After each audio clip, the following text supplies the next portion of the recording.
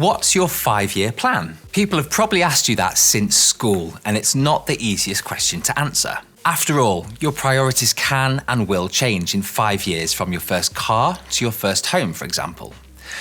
So where do you even start with a general plan, let alone knowing where to save your money? Fear not. With some simple techniques and a little market knowledge, you'll be on your way in no time. Hi, I'm PJ from Rift, and in this video, we'll show you how to start simple with your 5-year saving goals, some common techniques for saving money over 5 years, and some financial products that could lend themselves to your 5-year plan.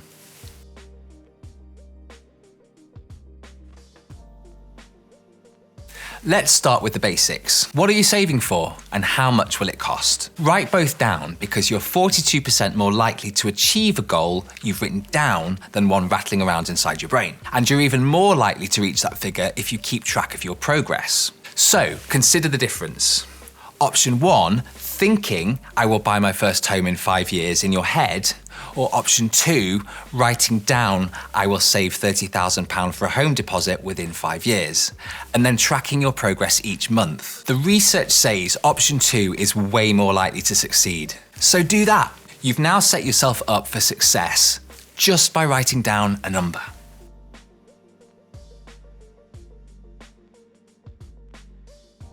Let's say your target is to save for something big. We'll stick with that 30 grand for a house deposit for now. Looking at that total is like standing at the foot of Everest wondering how you'll ever get to the top. It's going to seem like an enormous climb. So start breaking it down.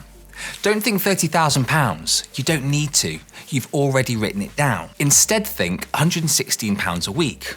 Already sounds better, right? Now think even smaller because you don't need to save £116 from this week. Take it easier at first. Get into good saving habits that will stick.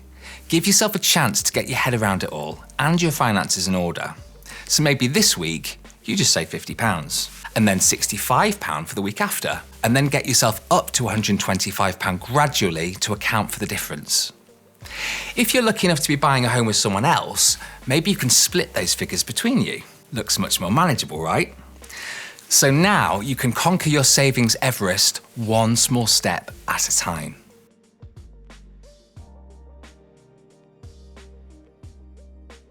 You might have heard the saying, pay yourself first. This should probably be save first if it were more accurate. Here's what it means.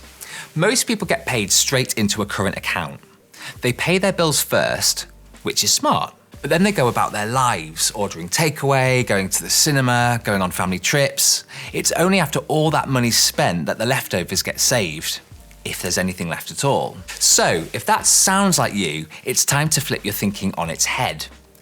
Paying yourself first means paying 20% of your income into an account you don't touch, ideally one with a good interest rate. Your expenses should add up to no more than 50% of your income. So you should be able to set up direct debits for your bills without missing the money. Paying yourself first uses the same approach, but for savings. Set up a standing order from your current account to a linked savings account for around 20% of your paycheck. Set it for a couple of days after your usual payday. If that 20% isn't enough to hit that savings goal, go back to step 1. Your options are 1, work out how to spend less on expenses, and 2, work out how to generate extra income. Don't give up on your savings goal until you've had a good look at both. What you do next with that 20% in savings could be a game changer, depending on your risk appetite. But before we get into that, make sure you hit the subscribe button below.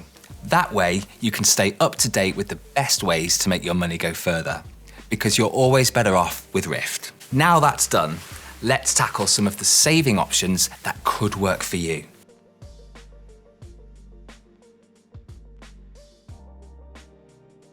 So far, we've talked about how to put away £30,000 by saving your cash each week. But now it's time to make your money work harder. Thanks to the magic of compound returns, you don't have to save every penny of that 30 grand yourself. The trick is to put your money somewhere that pays you compound returns, like an account with a healthy interest rate. However, interest rates on savings accounts are currently low, generally lower than inflation. They're especially low if you don't want to lock your money away in ISAs or term deposit accounts.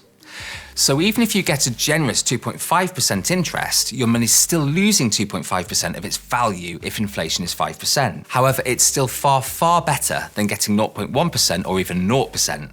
So finding a bank account with the best interest rate possible is a great place to start. Let's go back to that £116 per week that will get you 30 grand after 5 years. With an interest rate of 2.5%, that comes down to just £108. This is the beauty of compound returns, or in this case, compound interest, because your returns are coming from an interest rate. It's the effect of earning returns on your returns, and time is the key factor. Let's use a different example. Say you invest £1,000 and it returns exactly 10% every year for 5 years. After the first year, you've made an extra £100. So now you have £1,100. The following year, you're not making 10% on £1,000, you're making 10% on £1,100. So that's £1,210. That continues until you have £1,645 after 5 years. That's a 64.5% return on your investment. But we know 10% isn't achievable from high street bank savings accounts. So what about investing?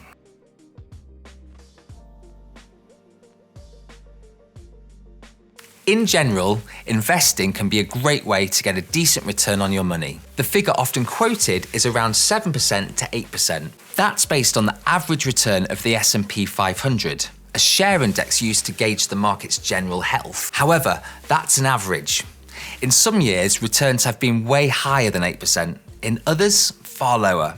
In 2008, for example, the return was minus 38.49%. So time is key. If you put £1,000 into a stocks and shares ISA today and the market fell by 20% over the year, what then? What if the next year was even worse? If your saving plan stops at 5 years, this might not be enough time to balance out any losses and make a good return.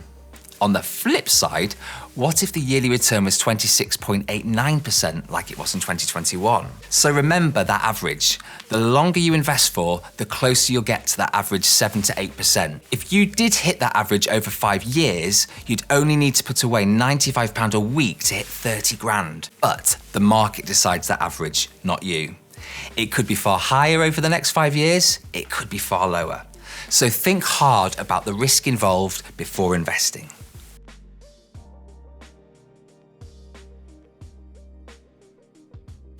So, there are a few different options for hitting your 5-year plan. Maybe you could keep some in savings and invest some of the rest. It all comes down to deciding what's best for you and what you're comfortable with. And remember, this is not an exhaustive list.